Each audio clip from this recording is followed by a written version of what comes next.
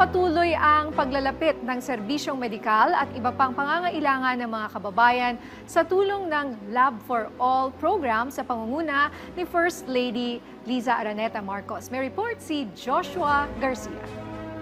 Libo-libong pasyente ang inaasahang makikinabang sa Lab for All, laboratorio, konsulta at gamot para sa lahat na inilunsad ngayong araw sa Quezon City. Maliban sa mga booth na meron ngayon para sa libreng check-up, laboratory tests at iba pa sa Quezon City Hall, mayroon din ang libreng gamot na ipinamimigay sa mga tao. Ang nasabing aktibidad ay pinangunahan ni First Lady Liza Araneta Marcos kasama si Mayor Joy Belmonte. Sa kanyang talumpati, taus-puso nagpasalamat ang unang ginang sa tulong na kanilang natatanggap kapwa mula sa pampubliko at pribadong sektor para mas mapaganda pa ang nasabing proyekto. Itong programa na to na Love for All, it's a way for us to show our love for the Filipino people.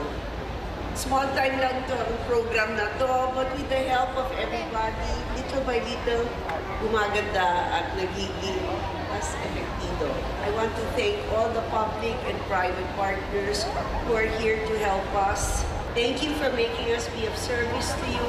Sama-sama tayo babangon muli para sa bagong Pilipinas. Kasama rin sa mga dumalo ang ilang kalihim mula sa iba't ibang ahensya ng pamahalaan, gaya ni DSWD Secretary Rex Gatchalian, DILG Secretary Benhar Abalos Jr., Health Secretary Ted Herbosa, CHED Chairman Popoy de Vera, at DMW Secretary Hans Leo Kakdak. Samantala, maliban sa lungsod ng Quezon, matatandaan na inilunsad rin ang Lab for All project sa Mandaluyong City, maging sa malalayong lugar, gaya sa Bacolod City at Sorsogon. Ito lamang nakaraang buwan ng Hunyo at Hulyo ngayong taon. Joshua Garcia para sa Pambansang TV sa Bagong Pilipinas.